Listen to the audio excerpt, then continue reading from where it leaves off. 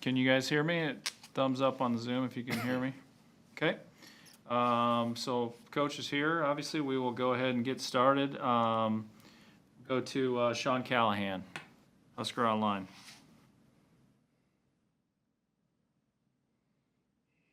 Sean, you're still on mute there. Well, Coach, sorry about that. I think I'd be used to the Zoom by now, but what's your guys' plan with quarterback? Obviously, Luke Leven has kind of put your room in a hole. Are you looking at taking a transfer, a grad transfer? I mean, what's the logical move that you could look at doing here to kind of keep things in line going forward? Yeah, I think I just got done saying I think it's smart in this day and age, just with the way things are. 1,600 kids in the transfer portal. I think you got to expect some guys to leave. We kind of did. There's always going to be surprises too, and I think you have to stay light on your toes and be ready to adapt and solve problems when you need to. With 1,600 kids in the portal and basically barely over 100 Division I schools, there's a lot of kids out there looking for spots. Probably not enough spots for all the kids. We're intentionally keeping a couple spots in our pocket, and we thought about maybe doing something before this semester started and trying to address the issue, but I didn't want to make any quick moves that might be mistakes. And I imagine there'll be more kids in the portal after junior college season and 1AA season, and even probably more movement after spring ball. Also, really want to see what we have in the room. Really been impressed with Logan since he's been here. Really been impressed with Heinrich in the short time that he's been here. So quarterback's no different than anywhere else. We'll take a look at what we have, and we got a couple spots in our pocket to see if we need to get some help anywhere.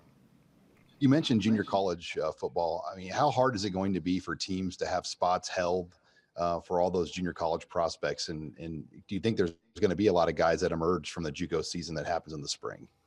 Yeah, JUCO's been a little different too. I talked to Coach up at Iowa Western. He's a good friend of ours, and he's talking about their rules have changes, and their kids are going to have a chance to come back again if they need to. But usually there's a lot of junior college kids that end up in really good places, and they're going to try to play games this spring. And I imagine there's going to be a lot of guys there looking for spots too. So it's just a strange year. I feel sorry for the kids that are coming out this year. They haven't had a normal chance to visit and do some other things, and they're going to have to adapt, and we're trying to stay as light on our feet as we can with all that too. So we'll see where all that lands. Brian Christopherson. Hey, Scott, it's been a while since Nebraska landed a guy from Hawaii. Can you take us through the recruitment of Wyndon a little bit and just, kind of getting your feet on the ground there in Hawaii, and maybe if that can lead to some other things? Yeah, a couple of things on that. I think our staff's history of recruiting that state probably helps us a little bit when we go over there. I've had really good luck with a couple quarterbacks from there. From St. Louis and Mililani, and I was over there before recruiting got shut down last winter with Tony Tuioti, and he used to live on the North Shore, showed me where he lived, and we drove through the neighborhood, and everybody knew who he was, and he stopped at a place that looked like a gas station to get poke tuna, and it was awesome, and some kind of breakfast pastry that I didn't even know the name of that was unbelievable, and I think we ate 2 dozen between the two of us, and I jumped off a cliff into the ocean, and everybody knows him over there. So I think he's going to be a big asset for us over there. Really unusual to recruit somebody from there without really having a chance to get over there, but we were lucky enough to see Wyndon on that trip when we were over and stayed in touch with him. Tony did a good job. Barrett and Doss and Chins all did a good job with him, and he's our kind of guy. So we don't care where they're from. Only disappointment is I didn't get to go over and do a home visit with him, but he's a good player, and hopefully that opens the door for us. Hey, Scott, a current guy everybody's wondered about is Omar Manning, and he's stuck around. Where's he at now? How do you feel about him going in the spring, and if he can be ready for you? You know, we're trying to get Omar healthy and ready to go. he's here and has done a good job so far. So we got our fingers crossed, and we're trying to help him out any way we can. But also, I just don't want to put too much pressure on him. I think we're all expecting him to be a good player. But I don't want him to feel overwhelmed with the pressure of that. And we're excited about what he can do for us if we get him right, and he's a consistent part of the team. Parker Gabriel? Scott, I know it wasn't a normal year for anybody, but how much were you able to learn about Logan Smothers over the course of the year? Obviously, once the season arrived, you're getting your two main quarterbacks ready to play. So what did you learn about him? Sort of where is he at in his developmental arc, and what's the challenge for him this winter and spring? Yeah, I'm excited by what I've seen so far. Logan's as good an athlete as all those other guys in the quarterback room. I think what I was really been impressed with so far is just his savvy and ability to process information quick and make good decisions. He's been really accurate. Mario's been working with him on throwing motion to make that a little more consistent and efficient and powerful. And I've seen Mario do wonderful things with guys from that standpoint. So I got higher hopes right now than I did when we recruited Logan, and he's going to get his share of reps this spring, so anxious to see where he is. Mitch Sherman? Hey, Scott. Sticking with the quarterback discussion, if you do, look for somebody after the spring, does it take a unique guy in that you have a 27-game starter coming back? How do you go about that process if you're going to, start to look at possibilities and, finding the right dynamic, the right fit for the chemistry that you have right now in that room? I'm not trying to belittle the question, but that's way too far down the road for me to get into details about what we're thinking if we need one. That's not what we're thinking right now. I'm anxious to go. I want to coach the kids that want to be here and the kids that are on our team, and we'll see what happens down the road, but I don't want to get into that kind of speculation. Okay. Can I ask you one too, just about the overall depth at your offensive skill spots? Of course, Adrian is an experienced guy, but what's your mindset going into winter, into spring, with the the lack of experience that you have at running back and receiver, and the opportunity for young guys to step up and emerge there? Yeah, I think it's two different questions, experience and depth. This is the best depth we've had by far, and the best overall talent we've had by far at the skill spots, in my opinion. Starting with tight end with the guys we have coming back, obviously there's experience and depth and talent at that position. We love our young running backs, and I think they're going to be great. We just thought they were all young, and maybe we needed to add a veteran player, but that room looks the best that it's looked since I've been here. Receiver, I think we have more talent in the room by far than we've had in a long time. Adding Samori certainly helps. We got guys that played last year between Levi Falk and Oliver Martin and Xavier Betts and Alante Brown that all have some experience, and I can expect to make a huge jump this year. Some walk-ons that are really helping us and have a chance to be really good for us. Will Nixon coming back off injury that was looking really good until he got hurt. Plus the three kids that we signed that I'm really excited about. So as far as that room goes, I think it's far and away the deepest and most talented group that we've had.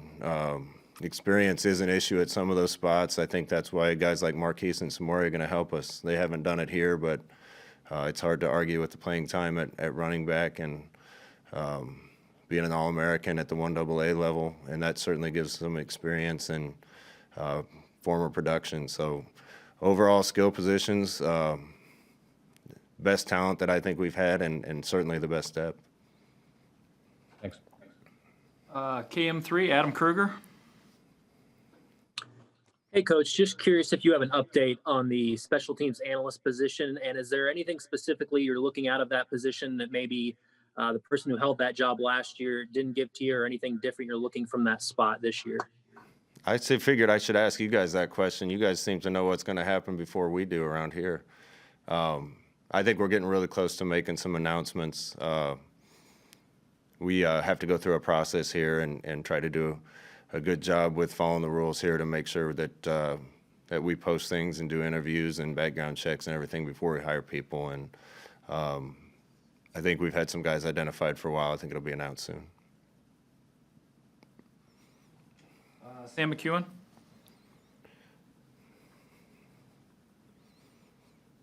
Okay. All right. I tried to stay a little back here. Scott, I guess I'm curious. I talked to you about 10 days ago. There's just what it's like now that you're the head coach of a program and responsible for a whole bunch of people, and how you process criticism from us, I suppose, but from former teammates, and knowing in your own heart that like you're responsible for a whole bunch of people now versus when you were a player, when you could control your own performance and that was about it. How has that changed? And like, how do you kind of process some of the negativity that you hear now, knowing that you're responsible for a bunch of people, including 150 players? Sam, I don't even really know where you're going with that question. I'm not going to comment on any criticism. Sometimes I just need to call you and ask you what's going on with some of the criticism. That's the nature of this job. There's going to be people that agree with everything. If you're throwing the ball, you should be running it. If you're running it, you should be throwing it. That's the nature of the job. Sometimes it get a little personal here, especially since it's my home state. But listen, we want every former player to be involved in this. We've called a bunch of them the last couple of weeks to make sure they know that we want them around, and winning takes care of almost all of that. So that's what we got our mind focused on. And I tell the guys not to pay any attention to the outside noise, and a lot of the articles are outside noise. And there's criticisms that are unwarranted. We're looking to hire a player development guy, and somehow that got twisted into Ron Brown not being incapable or being too old. That's just dead wrong, and that was twisting words. Anytime you're in front of the camera, a lot of words can be twisted. Ron's an unbelievably valuable part of our program. We just want to get him in the role where he can do the most good. The rest of it is just noise and people in the way of us trying to accomplish what we need to accomplish. When you think about Ron's strengths and the things that he's going to help you do really well, what strikes you about the course of his career and the value that he's brought to you personally? He's got as much character as anybody I've been around, and a ton of experience, and loves this place as much as I do. Steve Sipple? Hey, Scott, a little off the beaten path. Alabama has had 9 of the last 11 top-ranked recruiting classes in the nation. Can you kind of put that in perspective, and maybe what it means to your plight, what it means to everybody's plight? I'm new to this idea that I have a lot of plight, so you're going to have to explain to me. I don't work at Alabama. I work here. We need kids that fit here, want to be here, kids that we can develop, and we're going to get the best we can. Ron did tell me you guys have watched some Alabama tape of late. What in particular impresses you about that machine right now? We watch everybody sip. I mean, we go through in the off season, and I guarantee when in our time at Oregon and UCF, and probably even here, we're one of the teams that people have probably watched a lot. And you see elements of what Chip started at Oregon and what we did and carried on, and everybody's stealing from everybody. We're not the only one. Everybody's stealing from everybody. So, and usually teams are watching the most productive offenses and defenses to see if they can pick 1 or 2 things up here and there. So that's just one of many that we'll watch in the offseason to see if we can pick anything up. Congratulations to them. The run they're on is unbelievable, and I think they execute well. Man, did they have a lot of talent and speed, and did a good job with that group, putting them in position to make plays. Thank you, Scott. KETV, Andy Kendi? Hey, Scott, this is a broad brush. I don't want to get in particulars with certain individuals, but why do you think kids these days are more apt to look for greener grass and enter the transfer portal? Is there a unifying characteristic that you hear over and over again? No, and honestly, maybe. It's a little hypocritical of me to say anything. I transferred. Sometimes you pick someplace and it isn't the right fit and you need to go someplace. And I think every situation is unique. I would say, if you want to paint with broad brushes, that we probably live in an era where adults and kids alike have shorter attention spans and want instant gratification and want everything to work right away. And it doesn't always work immediately. And sometimes the best thing you can do is put your head down and work harder and make it work. And a lot of kids are doing that at every school around the country. Some others don't make that decision, and they have to do what's best for them. Best we can do is try to adapt to all these things. Hey, that being said, how thrilled are you about the pieces you have coming back defensively? You got almost everyone back. Yeah, and those are the leaders on our football team right now. Ben Stilley from up in Ashland, I think his best few games at Nebraska were his last few. I expect that to just keep blossoming and getting better. Deontay and Markel in the secondary were real leaders for us all last year. I think they both have a chance to play after college. So we're thrilled to get those guys back. Will Honus had an injury his first year here and had a really good season for us last year. It's great to get him back. And JoJo's, they're all unique situations. I think JoJo would have had a chance to move on this year, but really wanted to come back and be with that group of guys and see Nebraska get over the top. So we're thrilled to have them back. They're all the type of kids we want. It's a lot easier to win in this league with experience, and getting those guys back gives us more experience. Thanks, Scott. Get to a few more. Brian Christopherson again. Hey, Scott, you sounded optimistic in one of the interviews about Miles Farmer maybe being on a quicker timetable and some worried about at first. Is he a possibility for the spring? And I was also going to ask about Javen Wright, because I know he had an injury last year and where he was kind of at. Yeah, both those two kids, Miles and Javen, are young, talented kids that we're really excited about. Javen was having an unbelievable camp until he got hurt in a drill. We really could have used him this last year. Miles, that was heartbreaking to me, and threw us all for a loop a little bit right before the Purdue game to just get hurt doing a ball drill in warm-ups. Those guys both have a chance to be good players around here, and just both great kids. They're working hard to get back. I expect they're both on a good track, and I think latest update, they'll both be, at least in a limited capacity, ready for spring. And I know this is far down the road, but it does deal with your off-season planning. Even if you guys don't make the trip to Dublin because of all the circumstances, would you still want to play a week 0 game? Is there still a benefit in that scheduling wise for you guys? We'll see. That's all stuff that we have to have determined for us.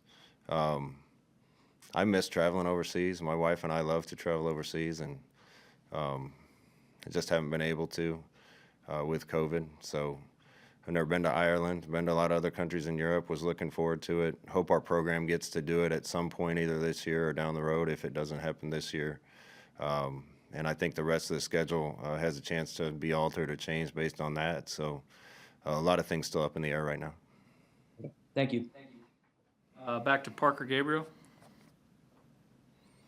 Scott, sort of a spring process question with the way the academic calendar is set up. Is it better for you in some ways to be able to run spring ball without spring break being in the equation? And then also, now that you're out of season, are your COVID protocols with your team a lot different than what they were while you were going through the season? Yeah, I think the campus protocols have changed a little, Parker, and that's helped us make sure that we get the kids back and keep them healthy. We've kind of gone back to a little more of a program like we used in the off season last year before the season got started. It's costly to test kids every day. We're just doing a really good job monitoring potential symptoms and health and making sure we're keeping an eye on everybody's health and testing when appropriate. Spring ball thing, yeah.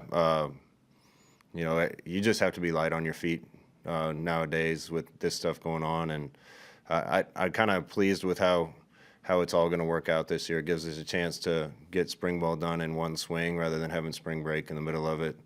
I think a May 1st spring game with our fingers crossed that fans can be there gives us a better chance of having a great day for that. And we try not to push the kids, so we go 3 practices a week and having 5 straight weeks of that, I think sets up well for us to make the improvements we need.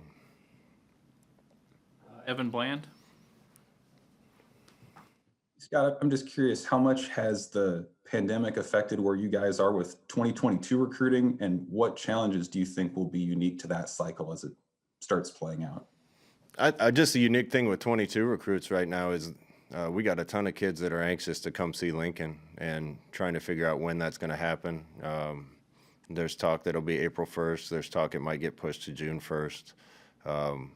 We do the best when kids have a chance to come see Lincoln and see the people of Lincoln and meet the fans and maybe even be at a home game. So we'll be in a better position the minute we can have unofficial and official visits and doing the best we can in the meantime. 2 or 3 more here. Back to Adam Kruger. Hey, Coach, how much more of a role do you foresee yourself having with the quarterbacks in the offseason, and what all would that specifically entail? I'm always involved with the quarterbacks. Mario does a great job, has done a great job.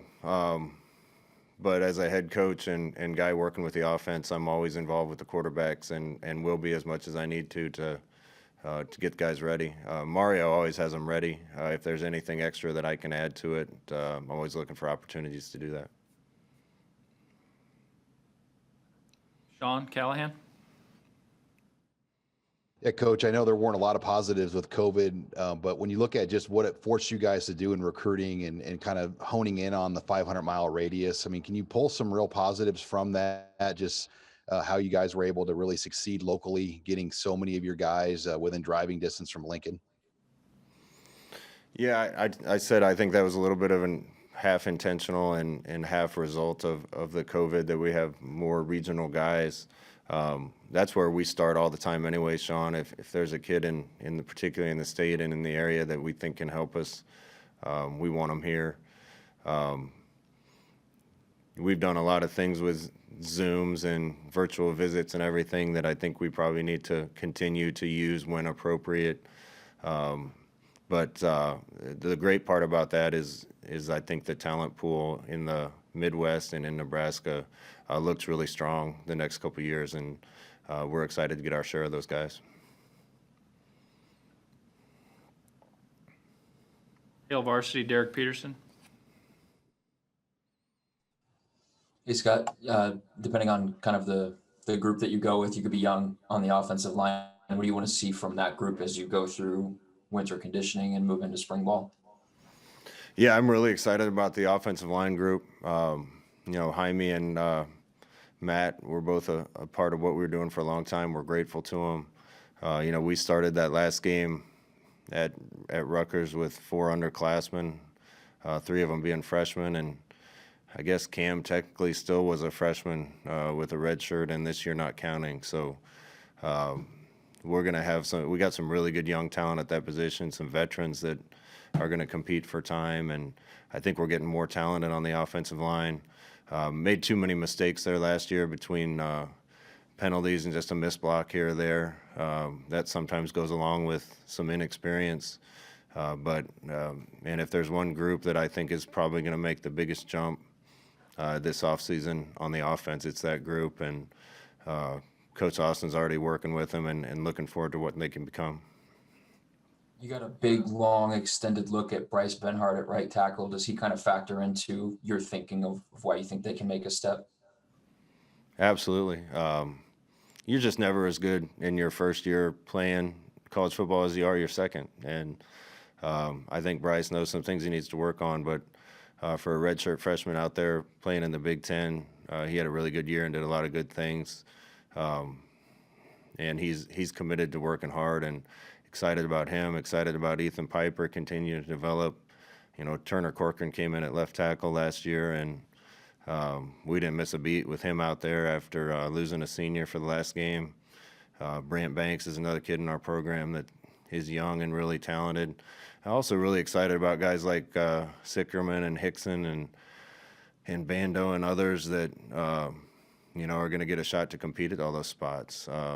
You know, Nuri's a kid that came in that has a lot of talent.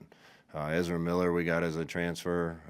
There's going to be some really good competition at those spots, and I think we're bigger and more athletic than we've been. All right, and we'll finish up. Kevin Suits. Scott, Super Bowl Sunday is a few days away. Do you have a pick between the Bucs and the Chiefs, or do you have a rooting interest in the game? First of all, I got to comment on your room. Nice trash can up there. I don't know about the sticker on your, whatever that is. We got it. It's a Scofro over there, and yeah, the Cubs can's up there. And I won't go through all the bobbleheads that are back there either. Oh, you got is that a Herbie or Harry Husker? I can't tell. That's an old school Herbie back there. Gotcha. What was the question? Super Bowl Sunday. Who do you got? And do you have a rooting interest? Man, this one's tough for me because I root for the Chiefs because they're a Midwest team, and gosh, they're just fun to watch, and I love their creativity on offense. It's hard to not root for the Buccaneers right now with all the Nebraska ties that you have there. You know, Sue has meant so much to this program and had such an unbelievable career that I'm really pulling for him to maybe be able to put a ring on. Levante David, same way, and he's one of the best in the business and has been, and he deserves more accolades than he gets. And having Khalil down there too as somebody that I coached. Actually been on the phone with Jason Light, who's a Nebraska guy, and congratulated him on getting where he is. And we even have a strength coach, Chad Wade, that worked here for a long time that works for the Bucs. So I got to be pulling for them because of Nebraska ties, but looking forward to watching, and good luck to those Nebraska guys for the Bucs. Great. Okay, thanks, everyone. Thanks, Coach.